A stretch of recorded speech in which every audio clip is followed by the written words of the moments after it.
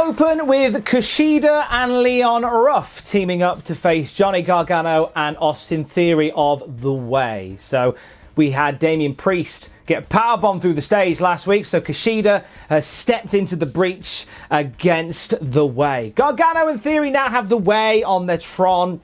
Commentators constantly referencing The Way, so this is quite literally The Way. Gargano and Theory very in sync early on in this one. They end up wearing down Ruff with some really good flurries, but we see Kushida saving Ruff from a double suplex to briefly take control for the match. Rolling drop kick, diving spear combo from Theory, and Gargano, however, gets them back in control just going into the break. When we come back from the break, we see once again Ruff getting beaten up, manages to break away, get the hot tag to Kushida, who lights everybody up for about a minute and a half, and then Ruff gets tagged back in, and he gets beaten down once again. End of the match comes with Kushida being taken out on the floor, Leon Ruff managing to land a beauty of a springboard cutter onto Johnny Gargano, but Theory made the little subtle tag. Ruff didn't see it. So here comes Theory with a kick to the head of Ruff, screams, "This is the way," and then lands a single underhook flatliner. It looked great.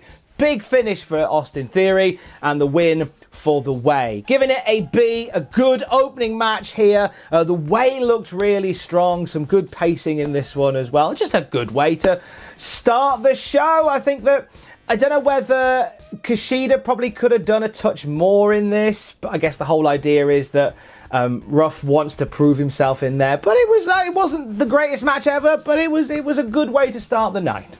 On a platform above the ring, we have Dexter Lumis. He has an artist's easel with a tablet leaning on it. And throughout the night, we keep coming back to Dexter Lumis as he is drawing something, and we'll talk more about that a little later on. Shotzi Blackheart is backstage. She says War Games is over, but the war with her and Candice LeRae is far from over. She promises she's going to break her best friend Indi Hartwell later on tonight. I genuinely thought that would be the write-off for the LeRae and Shotzi feud. No, apparently we're taking it to the next level. We'll see where this one goes. Tyler Rust up next. He's taking on Tommaso Ciampa. As Ciampa comes out to the ring, he puts a chair out for Timothy Thatcher, which is very polite. Even puts a Timothy Thatcher shirt on the chair to make sure that nobody else takes it, presumably.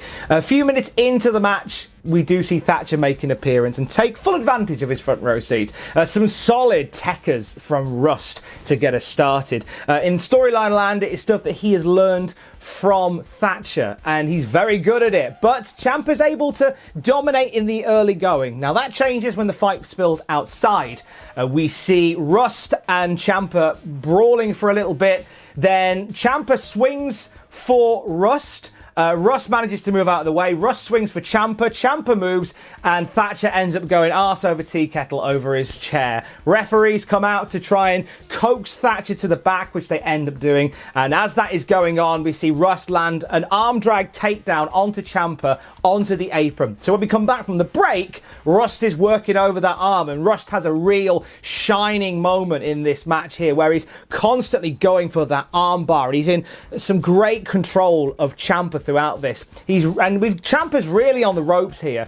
He absorbs an axe kick from Rust, a gorgeous rolling dirty deeds as well from Rust, both for near falls. Ciampa manages to hook Rust's leg on the middle rope just as he's starting to gain momentum once again, and with that he starts striking Rust, hits a big running knee, and then lands Willow's Bella and nowhere for the 1-2-3. Post-match, Ciampa looks back at the ring as if to go, "Oh yeah, you're a good one, you had me on the ropes," but a little bit of tiny slither of respect from Ciampa towards Rust before he wipes his forehead on Timothy Thatcher's shirt and starts to leave. Thatcher is trying to get back at Ciampa, but the refs are holding him back from coming down to the ramp, and Ciampa just sort of watches and walks off the other way to end this one. During the break, Malcolm Bivens heads to the ring and speaks to Tyler Rust. They end up fist bumping and leaving together. We continue to build that little bit there. This was a B+, really good outing for Tommaso Ciampa, but an excellent night for Tyler Rust as well. Ciampa really helped Rust look like a big deal here, like a star in the making. This was a really good encounter. Grizzled young veterans vignette. They say that they're going into 2020 with all the momentum. They are soon to be recognised as number one. You've fought a lot of heels since you've come back, and it's ironic that we talked about like the sort of flat-ish return that they've had. They can fix it, I'm sure. Also, James Drake spoke in this, which is a bit like Silent Bob talking in it. I don't know how I felt when that first happened. Same with Drake. The number one contendership match is up next. It's Kyle O'Reilly versus Pete Dunne. The winner facing Finn Balor at New Year's Evil. Dunne comes out flanked by the Britam Brawlers, and O'Reilly's out with the Undisputed Era. There's a brawl outside the ring almost immediately as Drake Maverick and Killian Dane turn up to get themselves a piece of Lorcan and Birch. The Era get involved, and then Breezango appear, diving over the top rope, and they all brawl to the back, leaving just Pete Dunne and Kyle O'Reilly to exchange heavy strikes as this bad boy gets underway. A human game of chess, if you pardon the cliche, between Dunne and O'Reilly from here. Both men grappling and stretching until both men end up fighting outside the ring. There's a great moment where they're both punching each other back and forth outside the ring. The referee is counting them out, and as the ref gets to 9, they stop. They roll back in and carry on punching in the ring, which is absolutely the right thing to do, because the importance of this match, you don't want them both getting counted out.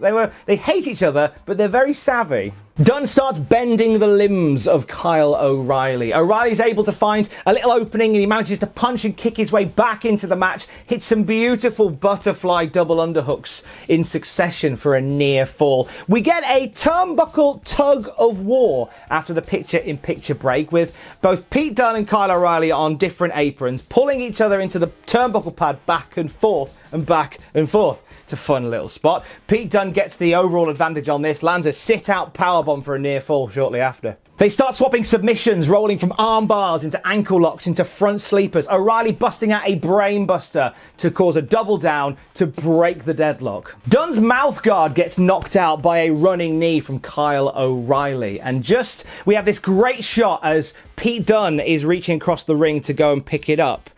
And then he sees Kyle O'Reilly approaching, and O'Reilly just stamps on Pete Dunne's hand. The end of this match comes with Pete Dunne breaking the fingers of Kyle O'Reilly on the apron, and Dunne goes for a bitter end onto the hardest part of the ring, but O'Reilly sees it coming, turns it into a tornado suplex that sends him crashing to the outside, and O'Reilly, quick as a flash, throws Dunne back in the ring, gets up top, drops a diving knee for the 1, 2, 3, and Kyle O'Reilly has gritted it out and has survived this match. He is the top contender. He will face Finn Balor at New Year's Evil. They even have O'Reilly in the ring as the graphic on the screen changes to become Finn Balor versus Kyle O'Reilly. And then you've got O'Reilly looking up to the heavens and sort of giving us that sort of body language of, yeah, all right, let's go. Let's do it. Let's do it. This was an A+.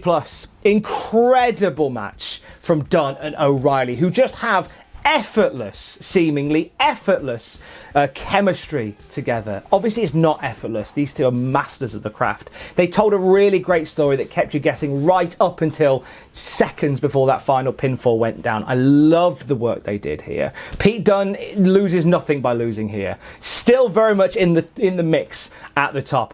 And we're getting Balor and O'Reilly once again at the start of the year, which I am super excited about. We go from that to more intensive training with Xia Li and Boa. These segments, week by week, have just been fascinating to watch. And this week, we see Boa just in agony, blood on his face, out of his mouth, and we see Xia Li in tears again. And what we end up seeing is the master is instructing Xia Li to beat up Boa. She's striking and kicking him, and she's crying because she doesn't want to do it. The master is saying again, and Boa is pleading with her to stop, but she carries on and carries. Oh gosh, these segments are incredible. They are so different to everything else on wrestling television at the moment. There's such a gritty edginess to them, and there isn't enough conversation about who is playing like the leader of all of this.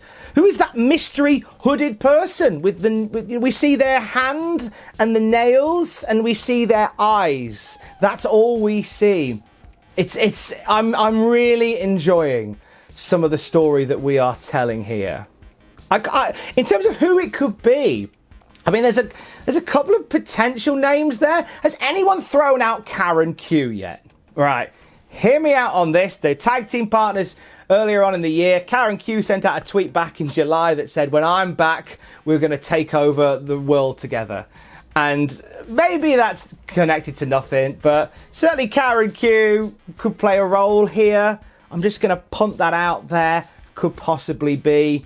Although if you want something with a bit more legendary status, I don't know whether you could have Karrion Kross, but I'm just intrigued. We'll see what pans out. Whatever the result, I think I'm going to be happy, because these segments have just been excellent. Indi Hartwell is taking on Shotzi Blackheart next. Have I said how much I love Shotzi's new tank? Oh, it's a bit good, isn't it? Strong start for Shotzi. She goes for a cannonball in the corner. Looks like she lands it, but apparently she doesn't, because Indi Hartwell straight back up stomping her.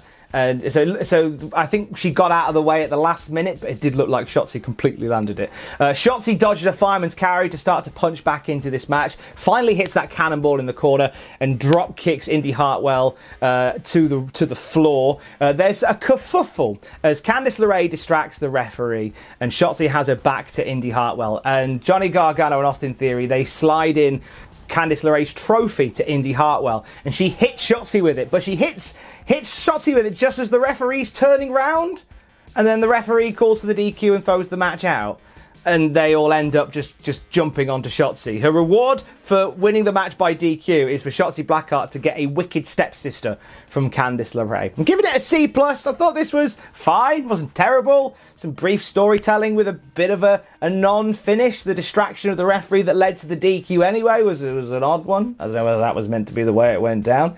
But it was fine. It was nothing to write home about, but it continued a story. Bronson Reed's coming back next week. We get a video of him being all beefy and strong and that. I haven't seen Bronson in ages, so I'm excited to see what Ozzilla is going to do in 2021. Big upside with Ozzilla. Karrion Kross is back though, and he's in action now against Desmond Troy. We get the full Karrion Kross experience. Black and white entrance as he's walking out. Lights going red as he steps into the ring. Smoke billowing everywhere. Fall and pray, fall and pray, fall and pray. It's just nice to have that whole shenanigan back. The commentators say that Desmond Troy, his opponent for the night, drew the short stick. They openly say, yeah, this guy's getting hammered. And he doesn't get a lick of offense in. Big kick to the head, couple of Doomsday Saitos and a cross jacket, and we are out of here. Well done, everybody. Before he leaves the ring, Karrion Kross stares straight down the barrel of the camera and addresses Damian Priest and says, January 6th, New Year's Evil. Tuck your chin because your ass is mine. Similar instructions that you're given when a plane is making an unexpected landing. But January 6th, we're getting Kross and Damian Priest, as it happens. B for this, I thought it was a showcase match, so not much to write home about in the match, but a well-presented showcase match overall. Welcome back, Karrion Kross. Fall and pray. Here comes Doomsday, TikTok, and all that jazz. Swerve Scott is chatting to Mackenzie Mitchell backstage. He's dressed to the nines. He looks a bit Ric Flair-esque here. It's a lovely suit he has on. And he gets a little bit frustrated when asked about his actions from last week. He says that people have blown the whole not shaking Jake Atlas's hand thing out of proportion. And he gets flustered as he talks about losing to someone like Jake Atlas. But he wants to right the wrong, and he says he's been and spoke to management, and next week it's Jake Atlas versus Swerve Scott once again. So that's going down next week. And some little heelish seasoning onto the Swerve Scott steak here. I liked it. Before Mackenzie Mitchell can throw back to ringside, here come Everrise. They've asked for the match last week to be struck from the record, which therefore they remain undefeated in NXT, screaming, "We're coming for you, Goldberg." Some brief back and forth with them shouting in Mackenzie Mitchell's face, shouting Everrise rules before leaving. I think if this is one of the early bits of actual promo time that Everrise have got.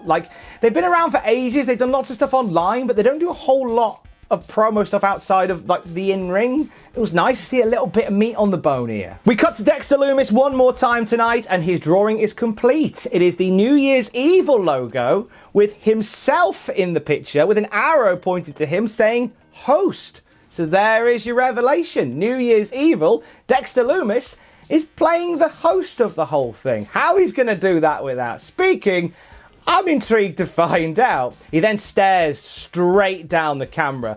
Gives you that stare that that weird creepy guy at the bus shelter gives you first thing on a Monday morning. That kind of, yeah, that kind of, oh, horrible look, you know, that kind of, do you want to see a dead squirrel look? Ugh, didn't like it. Made me feel a bit sad. Finn Balor addresses Kyle O'Reilly, his opponent for New Year's Evil, and he says it won't be Finn versus Kyle 2. It'll be Finn Balor versus Kyle O'Reilly, the end. Balor really gives some plaudits to O'Reilly, but he's adamant this is the last time they're going to wrestle and they're all going to move on with their lives. Bring that match on. I am excited. Main event o'clock, and it's an NXT UK rematch. Toni Storm versus Rhea Ripley. We got a promo earlier on tonight that talked about their history in NXT UK, both fighting for the NXT UK Women's Championship, so that comes to the fore once again, but with the roles reversed, with Ripley coming in as the face, and Toni Storm really leaning into this smug heel persona that she's currently got. I think this is the most comfortable I've seen her as a heel in this run, and I think she's great as it. It suits her. It suits her. Pinning combos to start, followed by some chops and slaps from both sides. Storm boots Ripley off the ring apron going into the break, and Ripley is mounting a comeback as we return. Double headbutts lead to a double down, and we see Ripley get a near fall from a drop kick. We also see Toni Storm escape the prison trap and land a German suplex for a near fall. And Ripley starts to get frustrated because she manages to land an electric chair drop when Storm misses a corner splash, only gets a 2. She then manages to land several leg drops back to back, but only gets a 2. She goes for the riptide, but Storm's able to wriggle out of it and land on the apron. And when she does, there's Raquel Gonzalez there with the assist. We see Ripley boot Storm off the apron and go crashing into Gonzalez.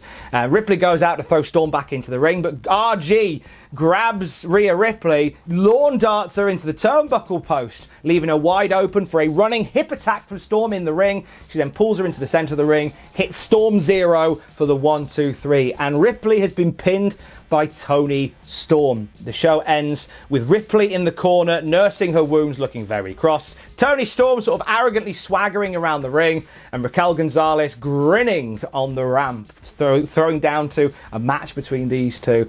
This was a B for your main event. It was a good match. I don't think it was the best match that these two have had against one another. I feel like the show really peaked at Dunne and O'Reilly, and everything else has been good, but not great, you know? I feel like, I think this week, especially since last week, the show ended like this, with Ripley and Gonzalez having a stare down. So it kind of would have made sense to have mixed this up a little bit.